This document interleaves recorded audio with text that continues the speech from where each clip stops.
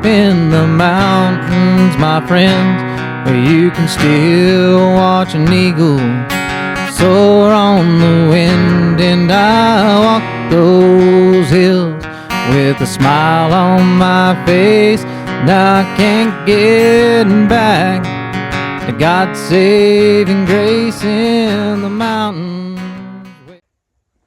Welcome back to Our Hill to Die On podcast. I am your host, Chase Dowling. And this is what's going on in Forest Hill for the week of February 17th, 11th or 18th through the, what the hell damn week is it? 18th through the 24th. Ha! 2026. Sitting here on Tuesday night, it's a little cold. Kids had some free time today. They were out hitting some jumps on their sleds. Barefooted nonetheless, some of them were. Of course, you could probably imagine which kid was doing that. Sling blade, of course. Anyway, yeah, so they were out having a little bit of fun today. What's with the dang school? Wait until almost time when we got to leave the house to call the school day. Just let us know. Everybody could see it was snowing. 8 o'clock would have been a lot better than 10, guaranteed. Anyway, a lot less people on the road. Folks, this week's weather report is not brought to you by the Nader and the Caballo Gallo. No, sir. This week's weather report is by a special little missy who's been paying attention to the weather while she's on maternity leave with the coolest little gal I know. And this week's weather report is the Banana Belt. Thanks, Hannah.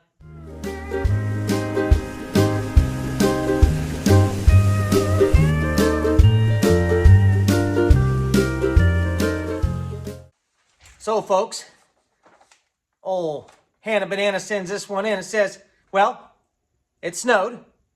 We were seeing that coming. That's right. We have officially exited false spring, the greatest lie ever told on the Divide, and we have entered round 2 of winter. That's right. Recent snow surveys show that the Sierra Nevada snowpack is sitting around 59% of historical average statewide for early February. At Phillips Station near Echo Summit, snow depth and water content are about 46% of normal. Translation, looks pretty, but we're still playing catch up. So, this week's going to help a lot towards that, folks. We got snow coming down. Might not be all the way down in Todd Valley, but right here at about 2,900 feet on Henry Way, folks, we got about 4 inches. So, it's about to get real cold for the rest of the week, with lows getting around 26 degrees. So bundle up them babies. Stack that firewood. And don't get too ambitious and start chimney fire. We know who we're talking about when we say that now, don't we, Miss Banana? We want cozy, not cow fire, folks. That's what we need. After the cold punch, we get a little bit of rain coming in next week for the foreseeable future. So snow boots turn into mud boots, and everything, including your dog, stays wet. So Punxsutawney Merle prevails. We seen the weather report this morning, didn't we, folks? He has seen his shadow. He always sees his shadow because he's shaped like one. So winter continues.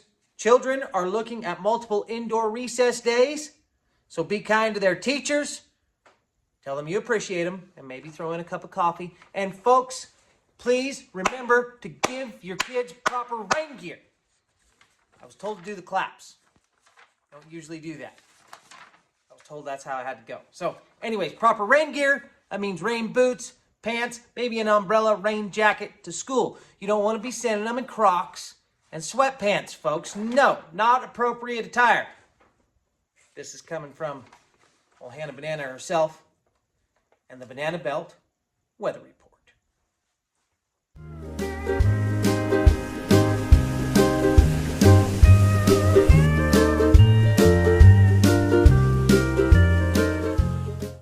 Moving right along. Wednesday, February 18th, we still have the LSM food distribution. I hope that's still going on from 2:15 to 5 p.m. Then everybody's in has German food from 4 to 8 p.m. Mountain Club has bingo at 7 p.m. And the American Legion has their monthly dinner at 6 p.m. at the hall. So, folks, Wednesday has a great busy day for everybody. If you don't have something to do, find something to do, because there's always something to do on the hill. Then, story time at the library on Thursdays at 10:30 a.m. Hope that's still going on, too. I haven't heard that it's not, so should be doing pretty good. Then, stretch them vocal cords a little bit. Get to singing at the Mountain Club for karaoke at 8 p.m. on Thursday. Then Friday, more German food. Go down there and see Cynthia. She'll get you straightened away. And a big birthday shout out to Alexa Newsom and Mr. Jake the Snake Henry. Big birthday shout out. How old are you, Snake? Well, you got to be, what, 30, 40, 50? You never know. He always looks pretty baby faced, you know. Good looking kid. Just saying. Anyways. And with that, folks, that's going to bring us into this week's Outdoor Report.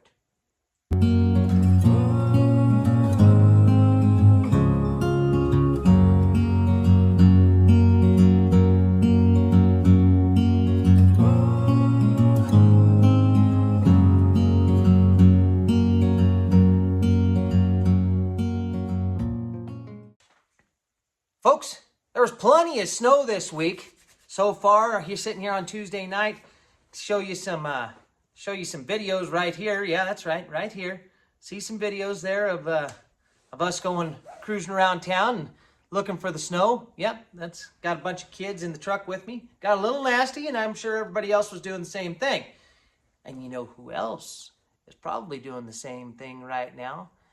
Is Mr. Andrew Nickel. In this week, Where's Andy?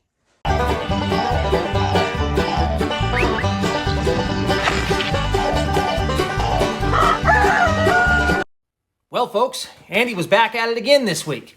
Before the snow chased him into his four-wheeler, he was out at Sugar Pine almost daily. And not just fishing, limiting out an hour and maybe two at times. Every single time. Some people spend all day on the lake. Andy treats it like a lunch break. And of course, right on cue, the resident bald eagle is overhead. At this point, I'm not sure if the eagle lives at Sugar Pine or just follows Andy around for entertainment. Picture it.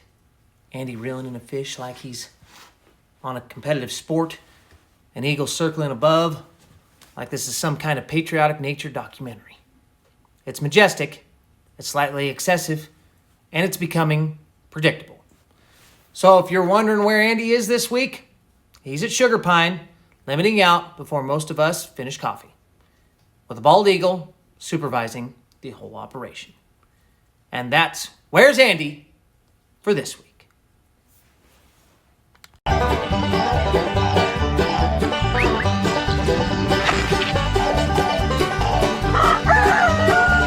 So, folks, if you haven't been fishing at Sugar Pine, well, it's probably too late because it's buried under a foot of snow now. But it was going off pretty good. And if you're not into fishing, well, then get out your dang Toyota and go snow wheeling. I don't know what else to tell you. And if you're not into that, go build a snowman. And if you're not into that, just bake some bread. If your wife asks you to. And keep the house warm. That's all I got for this week's Outdoor Report.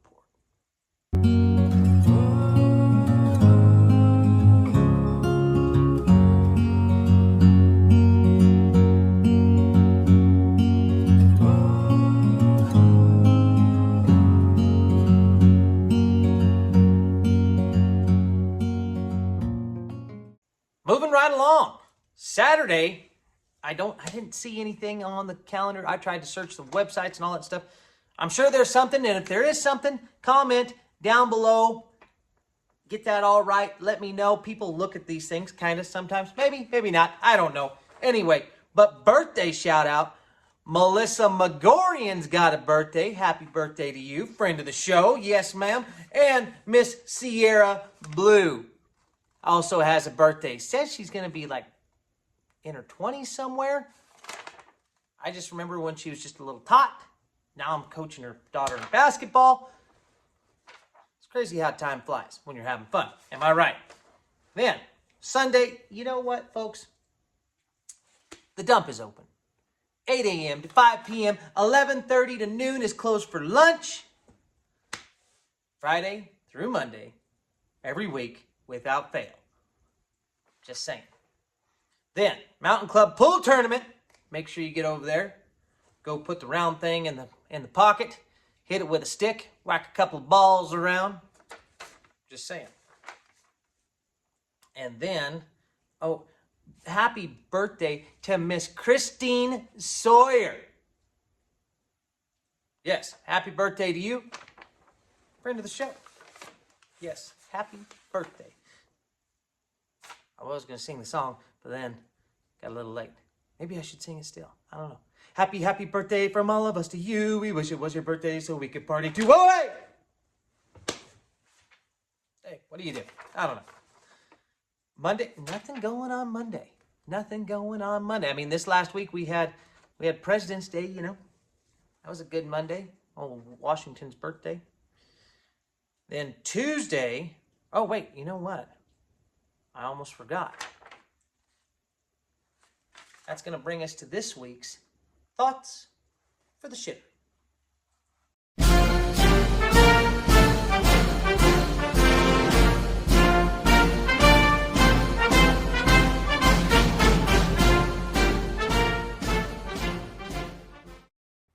You know, this week I found myself thinking about something that doesn't get talked about much anymore. What happened to people volunteering? There was a time, and not very long ago, when most small towns ran on volunteers. Volunteer fire departments, volunteer search and rescues, Little League coaches, church committees, community cleanup days. If something needed doing, people didn't ask who was in charge. They just asked, when do we start? And nobody expected applause. Heck, nobody expected a stipend. Nobody expected a title. You just showed up because, well, it was your town. Somewhere along the way, that changed. Now when something needs to get done, the first reaction is, who's responsible for this? Which usually means, why hasn't the government handled it yet? We've shifted from participation to expectation, from contribution to commentary. And I don't say that to blame anyone. Life's busy, people are stretched thin, work is different than it used to be, and families move more. Communities aren't as rooted. But the cost is real. When fewer people volunteer, the burden shifts to fewer shoulders. Burnout increases, programs shrink, community spirit thins out, and eventually, services that once ran on heart start running on budgets.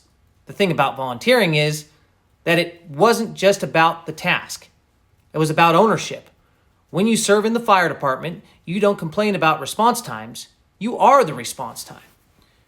When you coach the team, you don't gripe about practice. You run practice. Volunteering used to be how we learned responsibility before we ever talked about it politically. It was citizenship in action. Now, I wonder if part of what we're feeling in our communities right now isn't just division or frustration. Maybe it's absence. The absence of people stepping in. Because communities don't weaken overnight.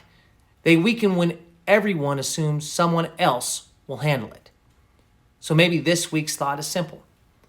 If you miss the way your town used to feel, ask yourself if you've stepped in to help. Not out of guilt, not out of pressure, but out of possibility. Because strong communities don't happen by policy, they happen by participation. And that, ladies and gentlemen, is just something to ponder while you're dropping him off down yonder.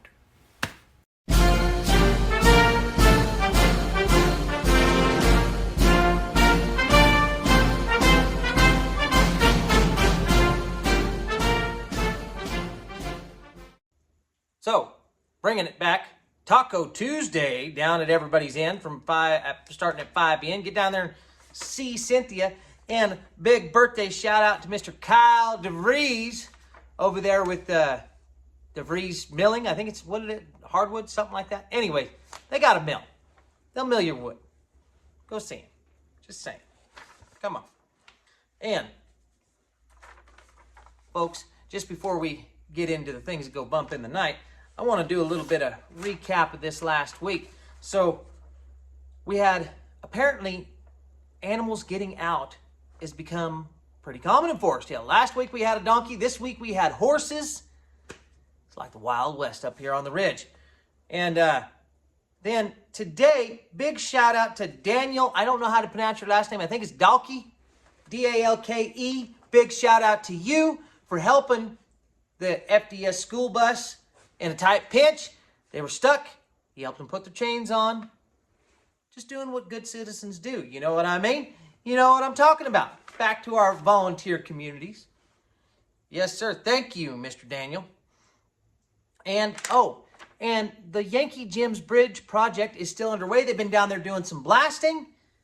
I've seen on Facebook, putting it out there. So in case you haven't heard about that, they're still trying to put in that new bridge down there. So look it up on Forest Hill Helping Forest Hill, or Forest Hill Really Helping Forest Hill.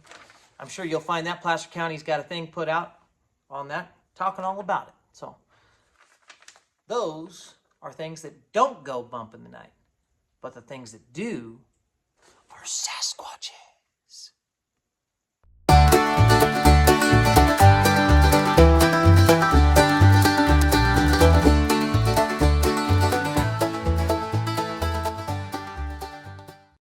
Well, folks, this week's Squatch is not just some old woodsman.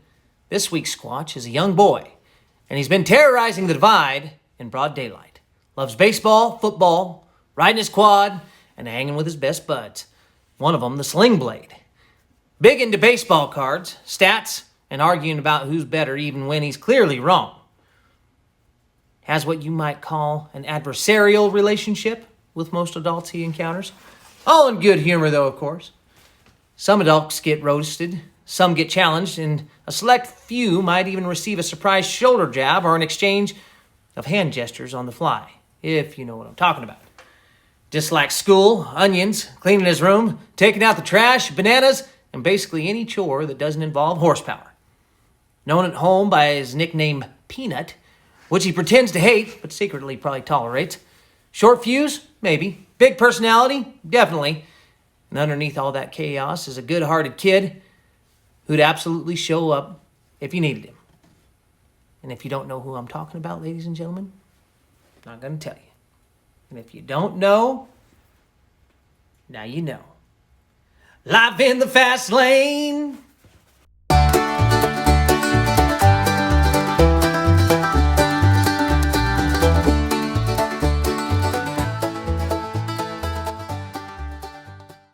Folks, if you don't like that Sasquatch, I don't know what's wrong with you.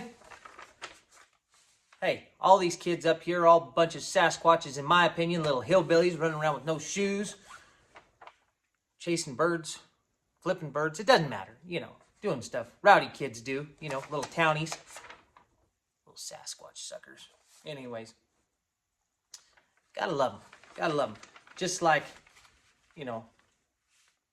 we were when we were kids. Gotta bring that back. Gotta have a good time, get into some trouble, climb a tree, fall out of a tree, shoot your friend with a paintball gun, shoot your friend with a BB gun. Don't do that. I'm not saying do that. I'm just saying we might have done that. And, I still have scars. Still have a BB stuck in my hand. But anyway, just saying. Without further ado, ladies and gentlemen, here's this week's Robert Francis joke of the week. And this one goes like this here. It says, a man bought some tickets to the Super Bowl. And he finds a seat, but notices that there's an empty seat between himself and the guy on down the row. And he says to himself, who in their right mind would miss the Super Bowl, he asks. The man next to him smiles and says, well, actually, this was my wife's seat. She passed away recently, and we had already purchased the tickets. The first guy responds, oh man, I'm really sorry for your loss. But then he thinks for a second and adds, wait, but don't you think it would have been, a nice gesture to take one of her family members to the game? But the man, just looking straight ahead, replies, I would have, but they're all at the funeral right now. Ladies and gentlemen, hope you had a good week. Hope you have a good weekend. And I'll leave you with some more snow pics from today. See you on the next one.